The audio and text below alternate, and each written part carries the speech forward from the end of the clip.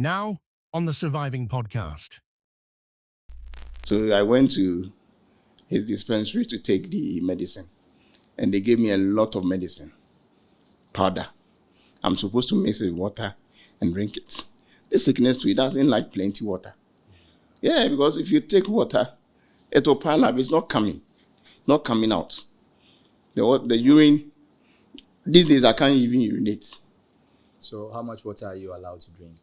I don't put measurement on it. If I'm thirsty, I'll drink water. Yeah, because I'm doing 2 sessions and I don't get beyond they call it the dry session or so.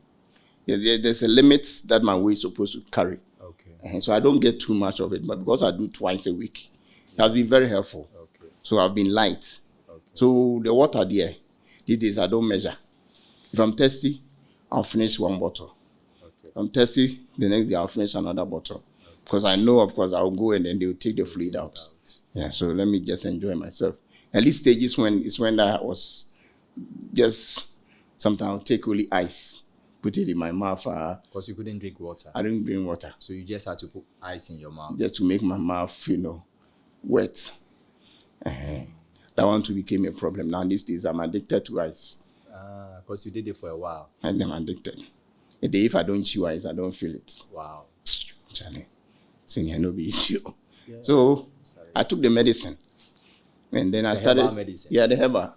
He told me he brought it from Ethiopia. Because also come on here day. 25,000. So I started taking the medicine. A lot of water I drink. The only thing that was happening is that I was able to defecate myself very well. Yeah, that one day when I sit on it, things come. That was the only good thing. Later I realized, no. Because every week I was going for checkup. I call it a lab. To check if things are improving. So you were spending money on the lab too? No. I was doing that is place. Okay. Yeah. So whether the creatinine has come down or EGFR has improved, it wasn't getting. So at that time, you put a hold on the dialysis? Or you were still doing I was still doing the dialysis. Whilst you were taking the Yeah, I was still doing the dialysis. Okay.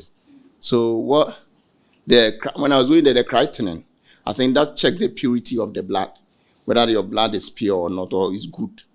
Yeah. So when I was doing that, it was 1,002. I realized it was just rising. Wow. Eventually, it got to 2,000. Wow. 2,400. Even when you were on the herbal medicine? Yeah. 2,400. EGFR, that was 5, had come to 2. Wow. Means I was dying, Yeah. In fact, I was dead. I told my sister, Charlie, Yaboka. My sister, she never believed in this herbal medicine. So the moment I said my boka now, the next day she carried everything threw it away. And all after, the last day that I went for the lab and I took it to see the doctor for review, he looked at it like this. He just bowed his head like that and gave it to me. He knew Charlie at the end. Yeah, and he never called me again. The doctor, the herbal doctor never. Yeah, he never called me. And you couldn't also go for your money because you signed that document. Yeah. So then you came back to the dialysis. I was still doing the dialysis, I was not. No, I mean solely. Solely on the dialysis back again. And one thing I also realized at that time, my stomach began to swell. Okay. Began to swell like a pregnant, man. When I wear dress, you see it evidently. That's why these days I wear fugu. That's the only thing that gives me comfort to go out. Yeah, if I go to church, I have to wear something like this. And then that people will be looking at you. Because the hands have become small. Wow, so these ones that we have here, what are they? So what happened is that after the emergency catheter that I used to start the dialysis. The one on the chest, yeah, the neck part. It has its own complications. And at a point in time, you may have to, of course, if you don't have plans for immediate transplant, it means you are going to do it, so you have to find a better way of doing the dialysis. So I had to do this one. They call it fistula. Fistula. Okay. Yeah, fistula. They will cut and then join some veins here and there so that the vessel will be bigger. Then that's where the blood is being pumped from through to the machine. So every time you go for a session, they have to put a needle there. Needle. That needle is there. That's if you have stayed in a village before, they call the cocoa as a panier. You could virtually see the hole in it. It's huge. It's huge. And each time they have to put. They have to inject 2. 2. Yeah. Every session. Every session. So if you're doing 4 sessions in a week, that's 4. 4 sessions. They now say we are a guy crowd. I'm sorry. 3 sessions will be okay. Hey, 4 sessions will be. I mean, if you are doing 2 sessions, it means that on each occasion they put 2 needles. So that's 4. Needles. Yeah. Wow. Put 2 needles. And of course, the hand supposed to be in a stationary position for 4 hours. So for the duration of it, you just have to fix your hand like that. Yeah, like that. And so the injections are what have caused. So that's what has caused it. Persistently hitting the same place. Is it painful? It's not painful, but it's not comfortable. Yeah. So you begin to develop these, bumps on your hand. It's not nice. So normally I wear long sleeves to cover it because I don't have time to be explaining things to you if you ask me. But why will you ask me? I mean, if you are curious. Anyway. Yeah. Wow. Yeah. So how has it affected your life in general? There's no life now.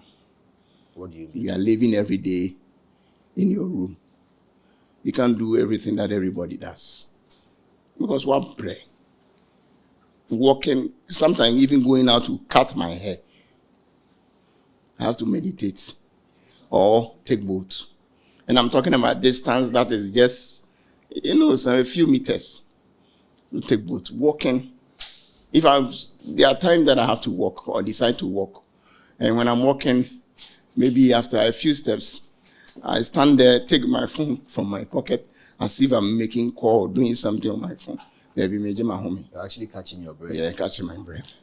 So then I'll continue.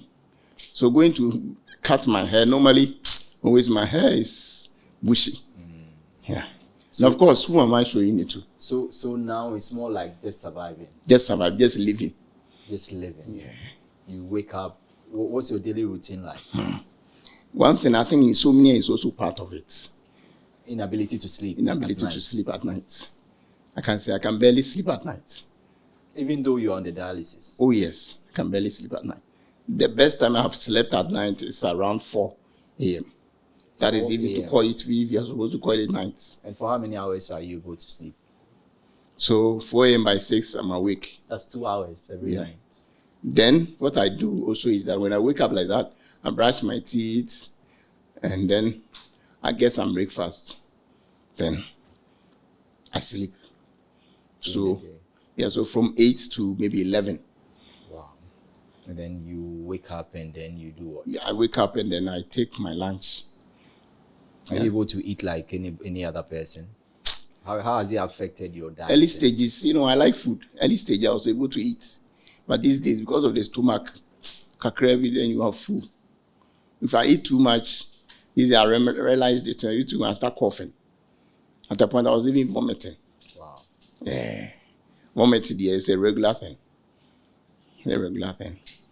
Especially when I was not going for dialysis, almost every day, just vomiting. So imagine if you don't have somebody who has patience to clean you up. So it affects every aspect of your life. So like the way you said, now you are just living. I'm just living. But then once a while I'm able to go out. Once a while I'm able to go out. Of course, I have a friend who normally comes to pick me up because we are doing a project together. So he will come from his place and then pick me up in the sky and bring me back.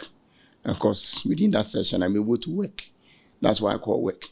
But the unfortunate thing is that wherever we go in the steps becomes another problem. A step that you just use a minute to climb, I may need 5 minutes or more. You are presently in your 40s. I'm 39. So you are not 40. As a matter of fact, I turned 39 today. Oh, happy birthday, bro. Thank you, man. Oh, wow. Thank you. I turned 39 today. So like I said, it's affected every aspect of your life. Every aspect of my life. Your relationship. Don't even have relationship these days. They were, when you are sick, and that's when you know people who care about you. Your friends. People who can call friends. And people who knew you. When people can't get any benefit from you, they don't care about you. So it pushes people away also. I wouldn't say push. Well, it brings out the best in them. Yeah. You get to know that this person wasn't a friend. It was maybe the benefits that he was getting from you that he was there. Yeah. So actually, there's no relationship unless the person deliberately decides that I want to be checking up on this guy. Yeah, then that forget it. So a lot of people that I had contact with, don't call me. Sometimes you need it. Yeah. I don't need money from you. If I want money, I won't call you because I knew your pockets. And I don't want to be a burden on you. But just call me to check up on me. And they don't. They don't. How many years have you been living with this? Since 2022. So that's 3 years now. 3 years now. You mentioned hope as one of the factors that sustains a person living with this. How do you draw inspiration? What's giving you hope? What are you holding on to? One, God has been my hope. God has been faithful. Your faith. My faith. That's the first thing. The second thing is my sister. Boy, she's like an angel. You know. I could meet her. Oh, she's like an angel. Unfortunately for her, she married, and then the man went to these Qatar countries, UAE countries, and he had no plans of coming back. So we had to agree to terminate their marriage. Since then, she hasn't married again, and she doesn't have any kids. Oh, okay. So to be frank with you, I'm his child now. They call her Kojo Mami. I'm Kojo. Oh, okay. She's my mommy. And she has given me hope. Every day to live, she has given me hope. Not that she has money, but the love, the care, you know. She has been my hope. She has been my hope. And of course, definitely, as I said, with my faith. These days, I'm not afraid of the death. Why are you not afraid of? Is it that you've seen it all or you've lived it all? You know, as the Bible says, and of course, my faith, for me to live is Christ and to die is gain. Yeah. When I die today, I know where I'm going. Where I'm living, I know whom I'm living for. So death really doesn't scare me. What scares me is the complications on the dialysis machine. Let me tell you this. One day, I was on the machine. The machine had finished over 2 hours. I was still sitting down. They had pulled all the tubes from my body. 2 hours, I was still sitting down. I didn't know what I was doing. I didn't know where I was. The nurses thought maybe I was resting. Because when you finish the session, you are tired. It's like you have been drained. Imagine blood taken out of your body and coming back. Okay, blood donation, crack. Now imagine all the blood has drained from your body, brought back 4 hours. That day I didn't know where I was. So when I woke up, I was trying to find out where that was, and then they were about closing. I went there early in the morning, 5 a.m. The session is supposed to be for 4 hours. So I think around, let's say around 10, I should have finished. It was around 3. Wow. And all the people that had to be on that day had finished and left. I was the only person sitting on the machine. Boy, it was scary. So they quickly, of course, they didn't want to have a casualty. You know, the thing also is that you pay before you start the session at that particular hospital. And that was the first time I was going there or had gone there. So they called the Uber for me to take me home. Wow. I sat in the car. I didn't know where I was going. The driver started driving. Of course, they had told him I'm coming from Santase. But I don't stay at Santase. I stay at Odenoho Kwadaso. That's what they call it. But it's on the Santase Mill Road. Yeah. On the left side like that. And of course, my place is not straightforward like that. You have to climb somewhere before you get home. So now I have to give him direction. I can't give. So I was like, driver, I'm going to try. What? I'm going to try. What? I'm going to try. So I took my phone. I wanted to dial my sister's number so that my sister would talk to the driver. For close to 5 minutes, I couldn't dial. Why? It's like I want to die, I can't die. The numbers were plenty. The numbers were plenty. I'll dial 2 numbers, then I'll be there. They say, what friend? Eh? Okay. But then, what was happening? I don't know what was happening. After now, I don't know what happened that day. So the driver said, okay, I should mention the number so that he calls my sister. Of course, we in the 90s or the 80s children, that time we were chewing numbers. So I had a lot of numbers in my head. So I had my sister's number off head. So I mentioned it to him. And of course, he called my sister. And my sister gave direction to my house. And the driver was a very patient guy. The funny thing is that when we go home, I'm supposed to pay him. All my money is on my phone. Now I can't dial to pay him. I've dipped my hand in my pocket. It was only 10 cedi. I'm talking a fare that is costing almost 30 or 40 cedi. I gave him 10 cedi. He was just looking at me. Then my uncle's wife came around. He asked, what's the problem? I said, what do you make? Oh, yeah, we have 10 cedi pay. So she was asking me, could you first come on there? Yeah. Huh? I said, I'm joking. I think you had lost memory. Memory. Yeah. That's the word. Everything has, let me use the word, delayed. Yeah, it was that terrible. So she paid the driver and the driver left. I said, I'm hungry. Of course, I left home early like that. I've not eaten anything. So they got me food. I don't know what I was eating. Just combined food here and there as something. But what I was saying is that, Radibwame. And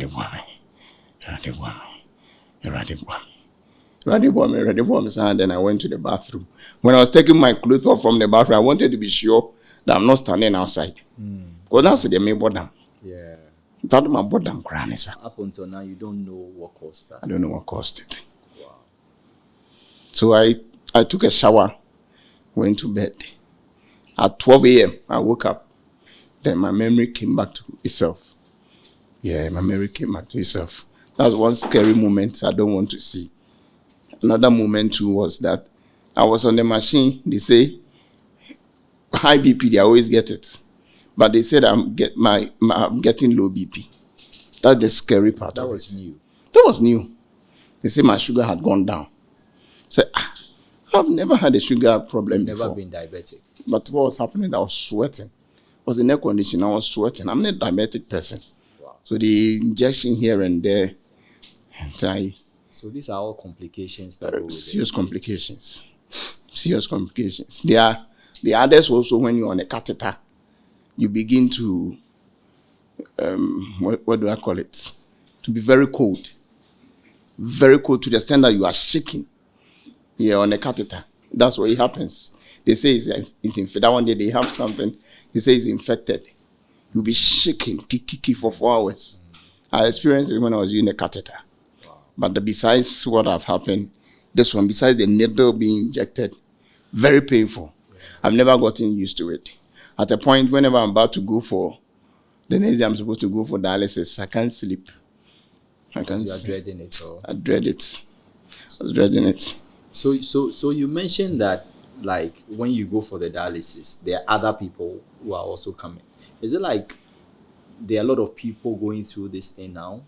There are a lot of people. What's the age mix? Can you give us a sense of how this is it affecting the old, the young? What is it looking like? You see old people there, but the shocking part is there are a lot of young people. A lot. A lot. What ages would you?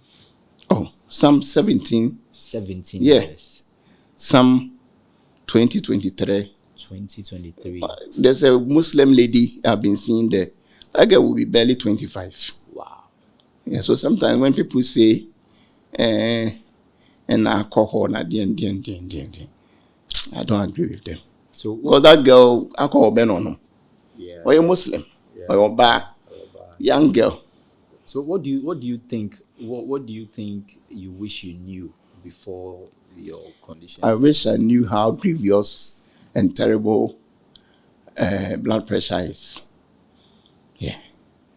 Because it was so easy to treat blood pressure than to treat what I am getting now. Yeah. Very easy. Forget about when they say that medication may come Obama. Forget it. It's never true. Because, see, tell you, As I said at that point, I was taking 6 different medication. At a point, only metal-dopa. I take 4 in the morning, 4 in the afternoon, 4 in the evening. More than 5 to 6 months. Besides other medication. It's still working. Just that I don't get plenty erection. Yeah. Yeah, because Charlie. You could easily trade that for a good health anyway. Oh, yeah. Charlie, life is sweet too. Oh, are you sweet? We have nice drink, be nice food, we now deep feeling here. Yes, that feeling is okay. Forget about only this feeling. So that misconception is totally wrong. It's very wrong. Whoever is, perpetuating that misconception, Charlie, should be careful. Wow. You should be careful. You allow people to take the medication. This is very, oh yes. touching.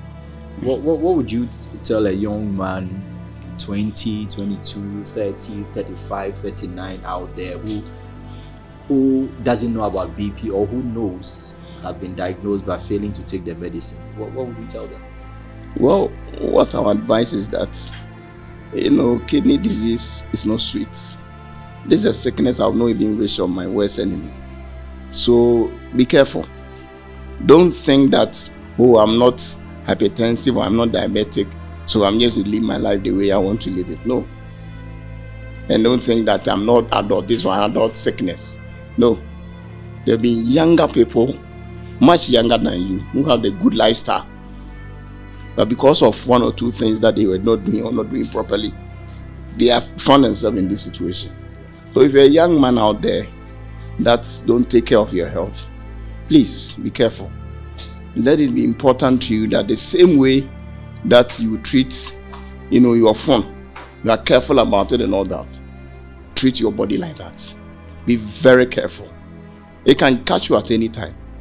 So the way we eat, the things we buy, the things we drink and all that, a lot of things can cause it.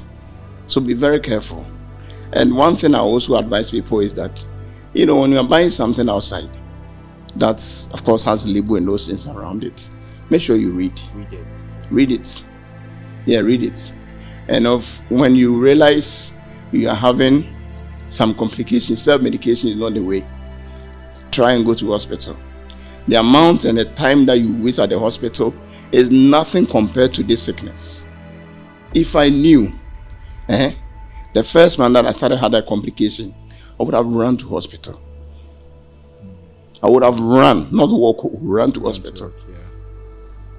And then get myself checked up. I wouldn't be in this situation. Yeah. So if you're a young man out there, please don't joke with it. It's not funny. Don't joke with it at all. Quite recently, I was listening to the news about reading on labels and all that. I chanced upon a story that the CFDA has banned some drink. The funny thing? The drink, the label looks like Calipo. They had apple, big apple on it. So parents were buying for their children to go to school. These days they buy water, bottled water, and they buy drink, they buy biscuits, their lunch, So the child will take to school. And this product has been in the market for over 2 years. The funny thing? That particular drink, it was alcoholic. Wow. 18%. I don't want to mention the name. You just go Google and search for it. I think Joy carried the story also. It was 18%, which means they've been buying alcohol for their children without knowing. Parents don't read. They think they've seen a very nice, substitute for Calipo. And every morning they were buying for them. So you can just imagine. Our chronicles could not bubia. About 18%, more than cloud. Oh yeah, Akranich Trebi. First few after lunch, they were that. Oh yeah, and it has been happening in this country so much so that even they were serving it at funerals and all that, but they didn't know. Yes, it was just recently. So reading label shouldn't be something that should be difficult for you. It shouldn't be at all, because the complications and the repercussions that you can get without having to read it. Yeah, it's a tall order. at all. Boss. Thank you so much. I mean, I've learned a lot. So much. Check my BP. Sure. Avoid eating out unnecessarily. Sure. Cut down on salt Sure. to help my BP numbers to be good. Sure. Avoid self-medication. Sure. Most importantly, read the labels anytime you want to eat. And I think it's always better to choose natural options. Natural because options. You can be safe. Yeah. And like we've heard from you in your story, living with the condition is worse than anything that anybody can imagine. And I'm sure just as I've learned a lot, other people have also learned a lot. We are hoping that these stories will touch life, Sure. change people, and make society better. Sure. Our hope is that everybody lives long enough. I mean, 49% living with hypertension means that a good number of people are susceptible to kidney disease, which is not good enough. Not at all. So we'll keep pushing this campaign. And I want to thank you so much for making yourself available, Sure. in spite of all the stigma and whatever, to save one life at a time. Sure. So, Mr. Prempeh, thanks so much for Thank you, sir. Thank you for having me. Let's keep doing this. Most grateful, sir. Let's go. Thank you. Peace. Okay.